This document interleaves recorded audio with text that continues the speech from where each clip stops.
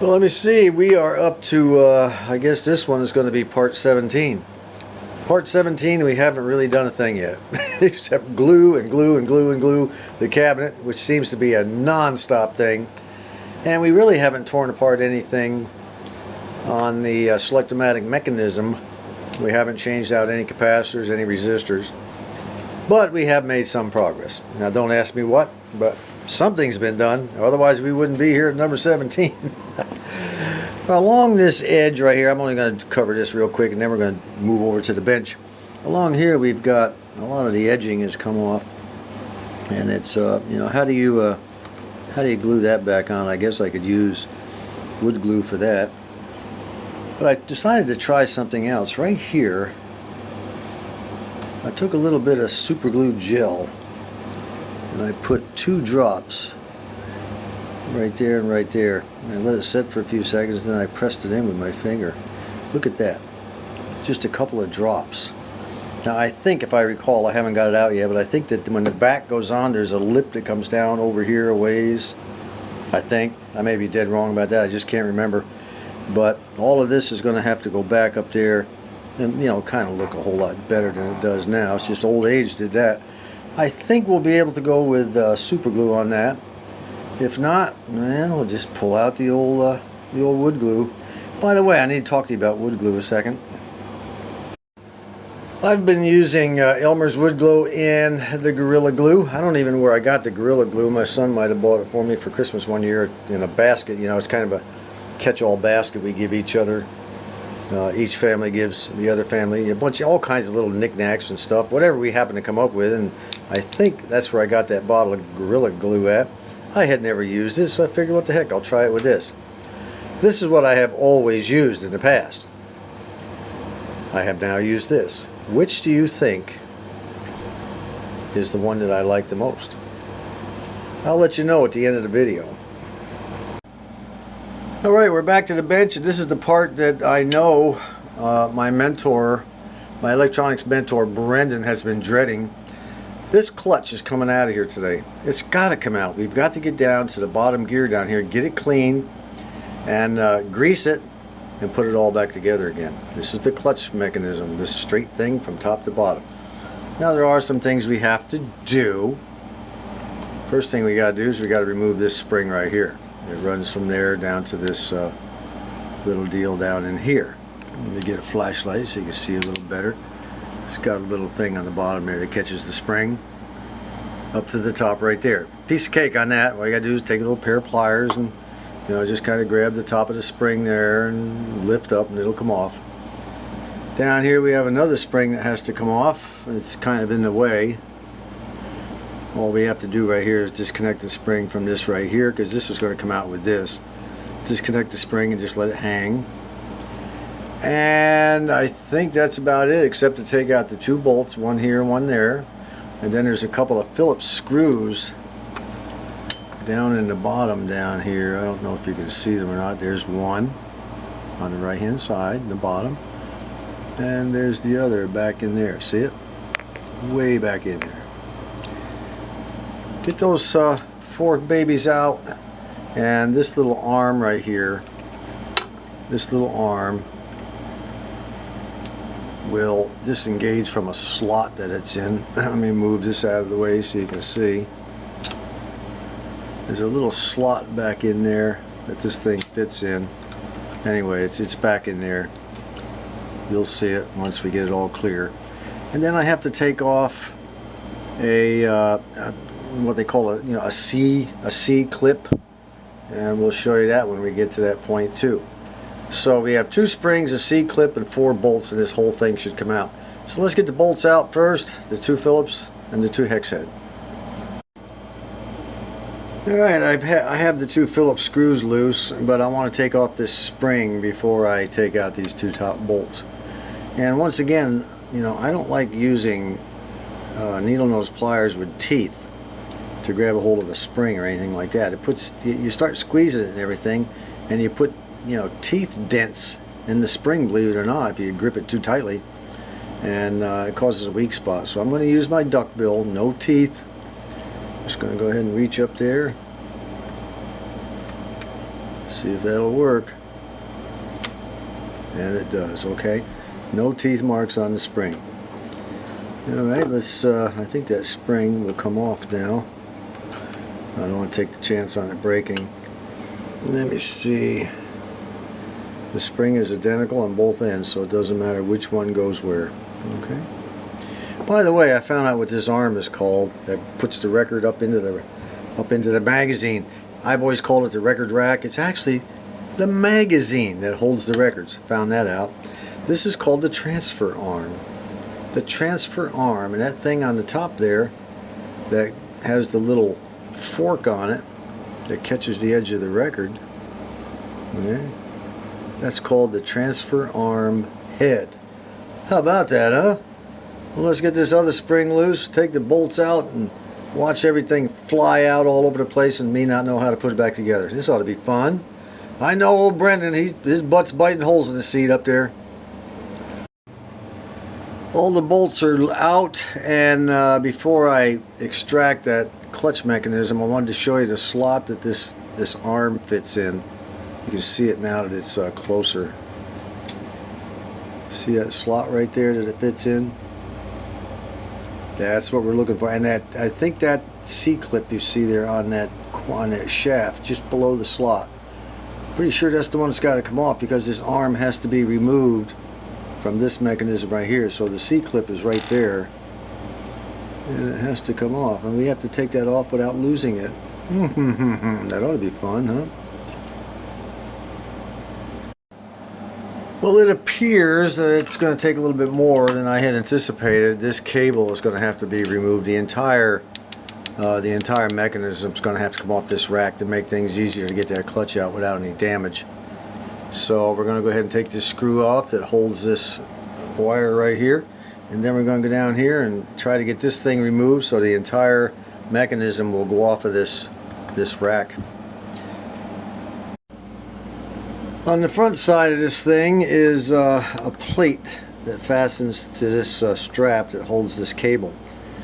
Those four are going to have to come out. It's just a bracket, is all it is, and then that'll release it from the rest of it, and hopefully it'll come up out of there. If not, we'll keep working on it until we get it. We're very, very close. Well, she still doesn't want to cooperate, so I have to be careful. This reverse direction switch on the bottom that hits on these things, hits on that one, and it hits on this one. I got to be careful. I don't want to damage that thing there. And this baby right here is hitting against this. I decided to flip it over on its side instead of manipulating the big mechanism itself and maybe causing damage to something I don't want to damage. It'd be easier just to maneuver, the bottom rack. Okay. The problem is this thing is hitting up there, as you can see. It'll hit right there.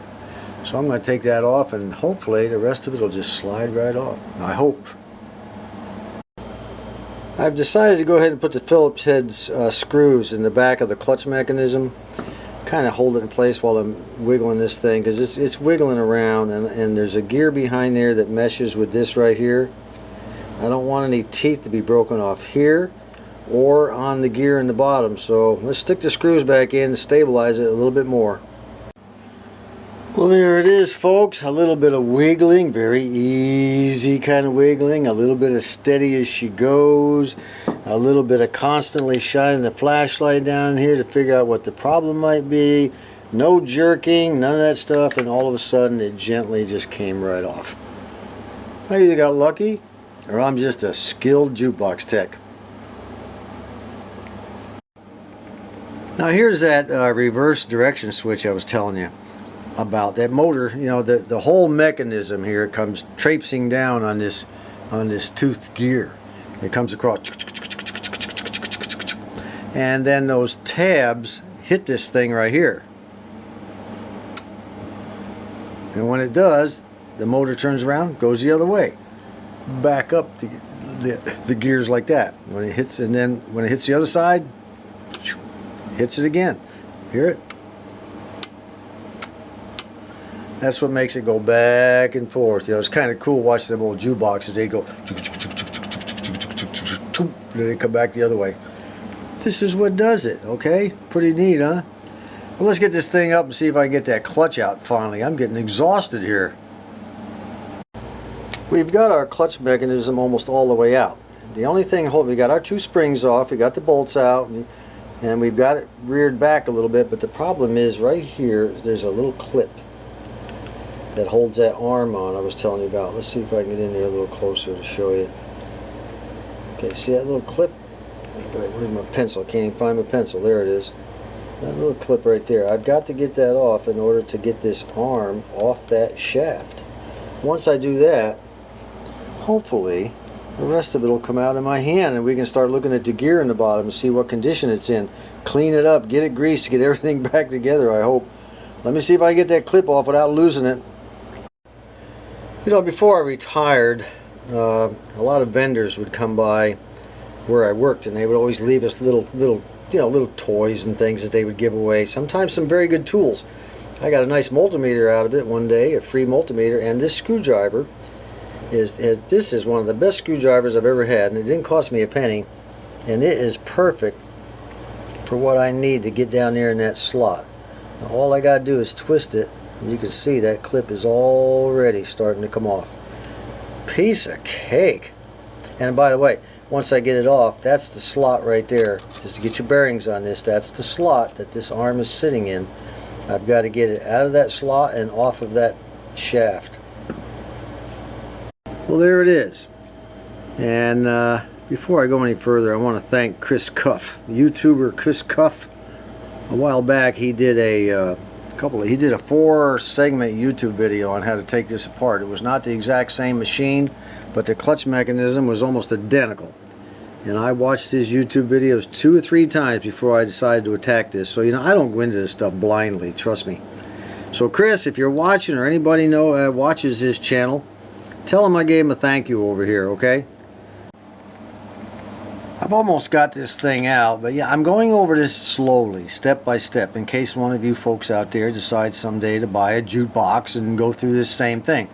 I want to show you the little problems I'm having, so when you run into them, you'll say, yeah, I remember him having that problem, and when John did his videos, you know. Right here, I'm having a little problem with this thing here, clearing this here. It just doesn't want to quite make it, okay? See, it just doesn't want to come out past that screw. Now, I don't really want to adjust that screw right there that it's hitting. I don't want to adjust that thing right there. Right there. I could adjust it from up here and adjust it up out of the way. I prefer not to do that unless I absolutely have to, okay? What I'd rather do is kind of manipulate it around that screw. But first, I have to get that arm off that stud. Now, it can be done. I found out by taking this little screwdriver of mine again. I can slide it down in there between the bottom of it, and it'll lift it off. And I think once I lift it off high enough, I can remove that arm out of that slot, and I might get enough maneuverability to clear that adjustment screw without any further problems. Let's see if I can get that thing up and off of that thing. As hoped, once I got that thing up off that shaft right there, it's clear that little shaft. This thing popped right out from underneath that thing that was holding it, right? Where is it? I don't even know where it's at. That's cool. It's closed down here. It's cleared it completely. So I should be able to lift this thing right on out now without any problems at all. Yeah, of course. No problems at all. Oh, I see what's going on. I got to get this thing out of my way. This thing here. I'll need to push that back and clear it out of the way. That's a two-handed deal. Once I push it back and clear it of that rod, the whole thing will come out. Well, she's out. We are too good at this stuff. I'll tell you what, I should probably go into business. There we go. Look at that old crudded up grease down in there. All of that's going to be taken out, and fortunately I don't see any broken teeth on this so far. Anyway, it could be some on the other side, but I don't think so. Alright, let's take a look at our clutch mechanism. This is what I really wanted to see. I clear out some of these things here. I'm going to have to put a bunch of screws and bolts back in this frame when I'm done so I don't lose where they're supposed to go. Alright, this is the one. Let me see. Let's prop it up here where we can take a look at it.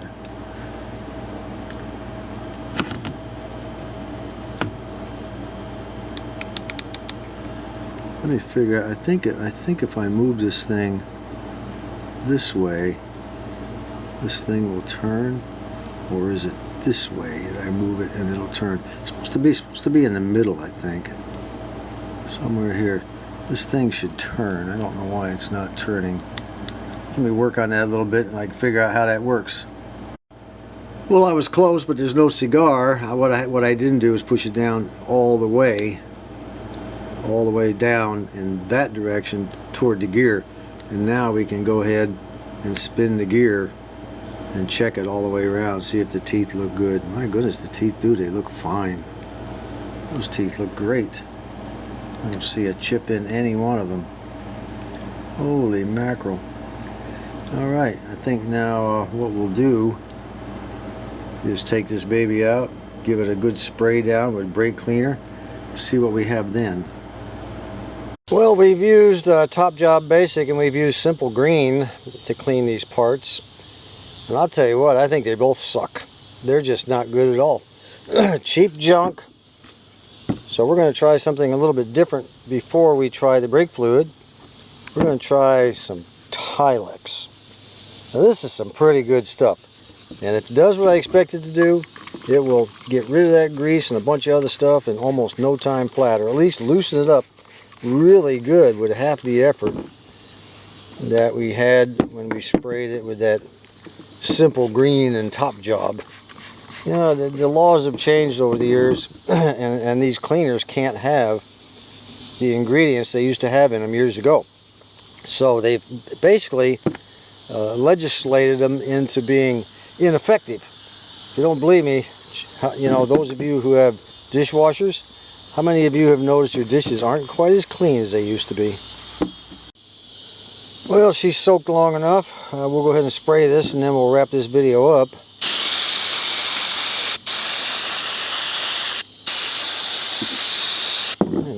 Not bad at all. Still going to take a little bit of brush work, probably with the brass bristle brush, you know, that I have. If you don't have any of those brass bristle brushes, they sell them at Harbor Freight, and they also sell them in Walmart in the automotive section. Not too shabby. It's looking real good in there. Alright, we'll let this baby dry out and then we'll give it a lot more cleaning tomorrow. It's looking real nice down in there, isn't it? Look at that. Turn it over. It's even shinier on the outside. Ooh, how about that?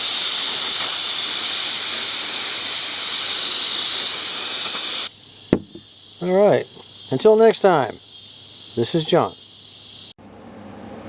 I'll tell you what, you know, this clutch mechanism came out really clean with that Tilex. However, there's still a lot of hardened grease that it could not get off on the first application. I'd probably have to sit there, you know, 2 or 3 times brushing and cleaning and brushing and cleaning. But let's try something different. We're going to try everything on this. I mean, after all, this is an educational video, I hope. You know, people learning different ways to do things. That's what it's all about. There's no such thing as one way. You know, you get these guys that are fixated on one way, and that's it. You know, they just never can seem to expand their horizons. I don't get it. Anyway, I think it was Gordon Cole, our good subscriber. Gordon, a while back, he said, can you put this particular part in your ultrasonic cleaner and would it clean real well? And I got thinking, I said, yeah, in that particular case, no. But in this case, we probably can. It's all metal.